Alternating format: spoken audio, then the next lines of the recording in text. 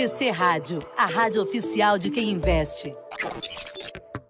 Vamos com quem? Guilherme Cunha, a sua expectativa? E Bruno Mazzoni, a expectativa dele? Vamos começar com o Mazzoni em relação a Indifut e Dolfut. Brunão, bem-vindo ao Expresso. O que o gráfico revela e qual que é a sua perspectiva para hoje? Olha, em teoria, a gente tem a dissipação de um ruído. Havia algum nível de insegurança, ainda que tímido, sobre eventual revisão altista nas metas de inflação. Isso foi descartado e, ao contrário, o que se deu no CMN foi uma sofisticação institucional para uma meta contínua em linha com as melhores práticas internacionais. E pistas muito importantes de Haddad no sentido de moderação, conciliação. O mercado gostou e ontem emprestou à Bolsa na reta final uma forte pegada de alta. Fala, Léo, muito bom dia. Ótimo início de sexta-feira para vocês todos aí do estúdio, para quem nos acompanha também no YouTube, na TC Station. Vamos lá. Eu que tenho para esse governo o copo meio cheio, né? Então, por enquanto, tá tranquilo, um certo otimismo vindo de Brasília, mas a gente tem que estar muito de olho, como o Beida falou, na curva de juros americana, que está estressando pra caramba, e a Bolsa por lá ainda resistindo. Então, curva de juros forte significa economia resiliente, e é isso que está sendo tradeado por lá.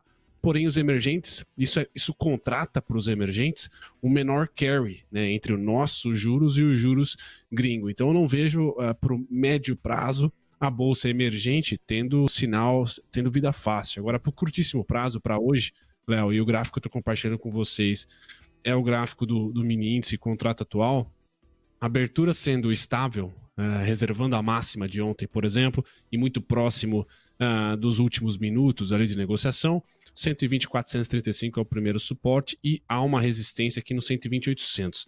A melhor resistência que eu tenho só está lá na casa do 122, que eu falo para pessoa física, com risco pequeno, e para você apostar ali, de repente, que emergentes com esse DXY subindo, com curva de juros americana também subindo, vão realizar ali para o mês de julho, no mais tardar aí na segunda quinzena do mês de julho. Então 122,20, 122,25, 122,70 são os melhores pontos ali. Para a abertura, ou pré-abertura aqui, 120,800, 120,780 é uma resistência, e logo na sequência 121,20, tá? Suportinho mais próximo aqui, 120,435, vai depender da abertura. Se não, só lá embaixo, Léo, 119,930 e aí 119,450 são os dois suportes para o índice, que foi muito bem ontem, né? Recuperou bastante depois de ter tocado lá o 118,390. Olhando para o dolinha, tá aqui o contrato já rolagem, né? O WDOQ, tá? O que nós temos aqui? A abertura abaixo do 4.886 é o ponto bipolar, ponto do gráfico consolidado, né? Do contrato perpétuo.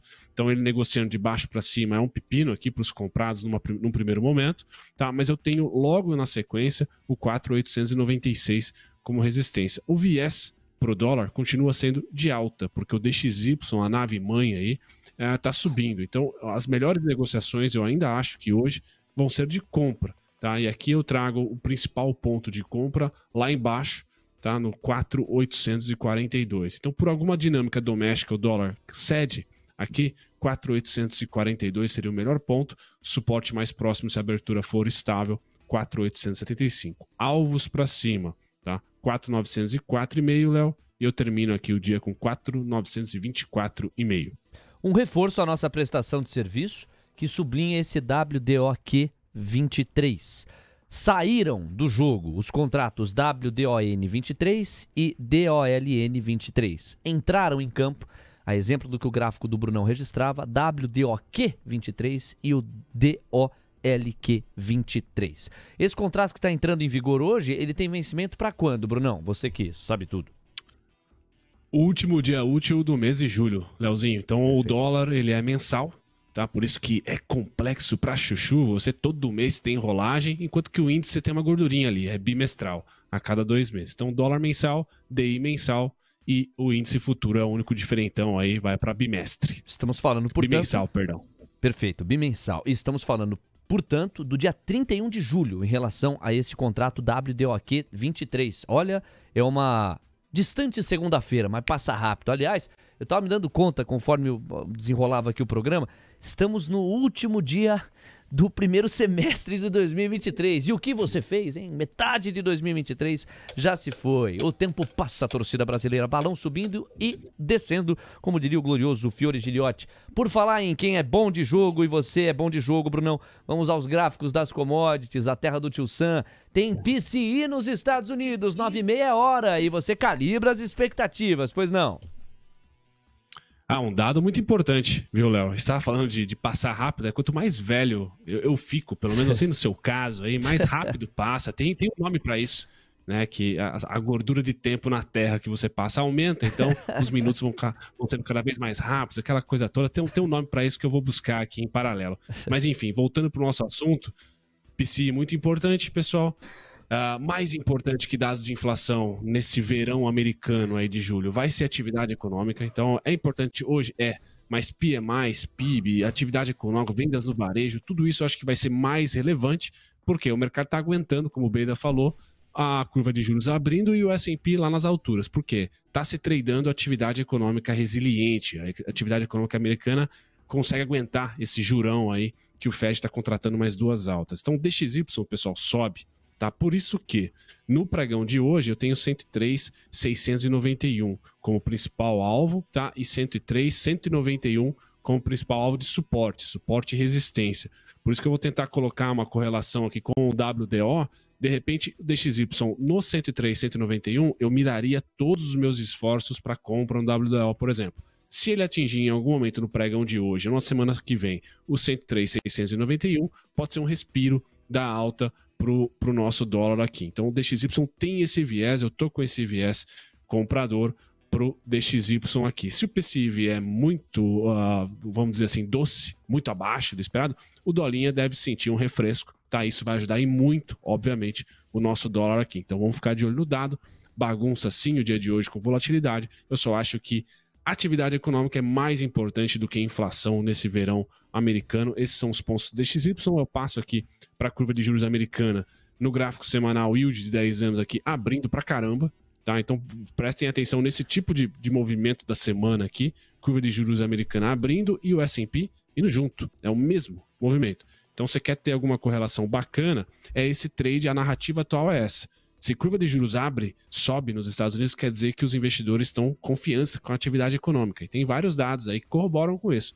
E aí o S&P sobe junto, tá? Porque tem as projeções de lucro aí sempre analisadas para cima, aquela coisa toda, atividade econômica aguentando esse juro americano atual. Então o S&P sobe, mas está numa região de muita resistência técnica aqui. E o macro, como todo mundo fica tentando prever quando que será a recessão, e os dados econômicos não mostram que essa recessão vai acontecer tão próximo, beleza, o S&P continua com viés de alta, pessoal. O S&P, então, continua com viés de alta. Hoje, a depender do PCI, nós podemos ter o dólar em queda, o DXY em queda, tá? Mas não necessariamente, por hora, o S&P, tá? E vamos olhar a curva de juros também, que pode ser impactada pelo PCI. S&P com viés de alta nesse momento. Quando a gente olha para o minério de ferro, esse comportado, mas o comportado do minério de ferro é 4% de alta, 4% de baixa, mas ele chegou no 113,40, pontinho nosso aqui, e cede, tá? Esse falta macro, esse tem só ali a expectativa